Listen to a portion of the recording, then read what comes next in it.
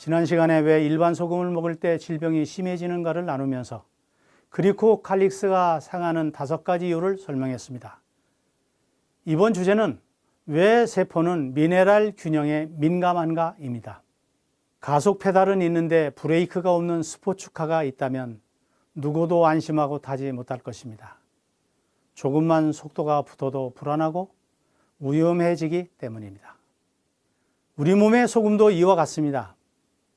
소금은 가속 페달, 마그네슘과 칼륨은 브레이크에 해당합니다.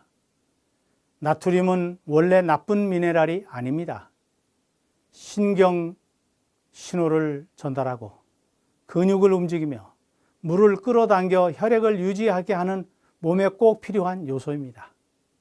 문제는 나트륨의 존재 자체가 아니라 나트륨을 부드럽게 조절해 줄 짝이 함께 있느냐의 문제입니다. 마그네슘과 칼륨이 부족하면 가속은 있는데 제동이 없는 소금이 됩니다. 그래서 작은 자극에도 몸은 과하게 반응합니다. 중요한 것은 소금을 먹어야 되느냐 말아야 되느냐가 아니라 나트륨이 혼자 있느냐 조절할 수 있는 상태로 들어오느냐의 문제입니다. 문제는 우리가 흔히 먹는 소금이 미네랄 균형이 무너진 소금이라는 점입니다. 이런 소금은 혈관 보호막인 그리코칼릭스가 쉽게 손상되는 구조를 가졌습니다. 이제 그리코칼릭스를 마모시키는 소금이 아니라 보호하고 회복을 돕는 소금으로 전환해야 할 때입니다. 그래서 지금부터 그리코칼릭스가 좋게 하는 3가지 조건을 충족하는 해양 심층수 기반 소금인 솔트앤피플 소금을 소개하겠습니다. 이 솔트앤피플 소금은 그리코칼릭스를 지켜주는 생리구조를 가졌습니다.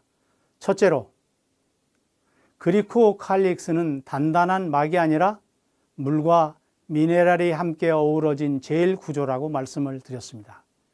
그래서 물만 있어도 유지되지 않고 미네랄만 있어도 형성되지 않습니다.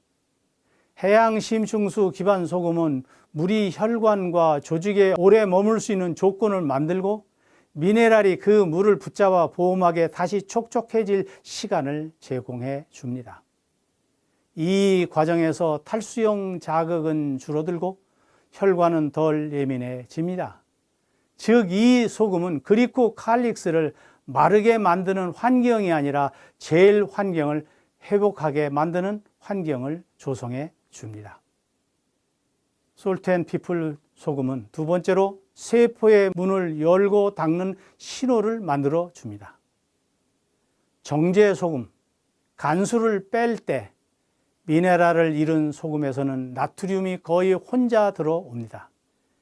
그래서 나트륨 작용이 완충 없이 직격 자극이 시작됩니다.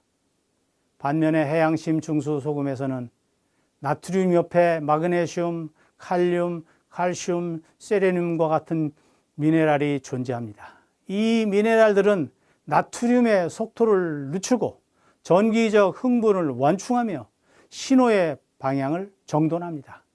그래서 나트륨은 혈관을 긁는 칼릭스가 아니라 세포의 문을 여는 열쇠처럼 작동합니다. 자극이 아니라 신호로 받아들여지는 이유인 것입니다. 세 번째로, 이 해양 심층수 기반 소금은 그리코칼릭스의 재료를 지속해서 제공합니다. 그리코칼릭스는 한 번 만들어지고 끝나는 구조가 아닙니다. 계속 사용하고 닳고 다시 만들어지는 순환 구조입니다. 이 재상 과정에서는 충분한 수분, 미량 미네랄, 급격하지 않은 삼투 환경, 이 3가지가 동시에 필요합니다. 해양 심층수 기반 소금은 이 조건을 분리하지 않고 함께 제공합니다. 그래서 억지로 자극해 회복시키는 방식이 아니라 몸이 스스로 보호막을 다시 만들 수 있는 생리적 환경을 조성합니다. 이 소금은 나트륨을 자극적으로 쓰지 않고 그리코칼릭스를 중심으로 물, 미네랄, 회복을 연결하는 구조를 가집니다. 몸은 말로 요구하지 않습니다. 대신 반응으로 답합니다. 이유 없이 붙던 몸이 가라앉고 사소한 자극에 곤두서던 신경이 누그러지고 자고 일어나도 남아있던 피로와 묘한 통증, 가라앉지 않던 염증의 느낌이 잦아든다면 그 선택은 이미 몸이 먼저 승인한 것입니다. 탈수는 늘 목마름으로 오지 않습니다. 붓기, 예민한 통증, 염증, 그리고 설명하기 어려운 피로로 먼저 말을 겁니다. 지금 이 순간 몸이 조금이라도 편안해지고 있다면 그것으로 충분합니다. 이 영상 끝 멈춤 화면에서 해양 심층수 소금에 대한 안내와 구입 방법을 확인하실 수 있습니다.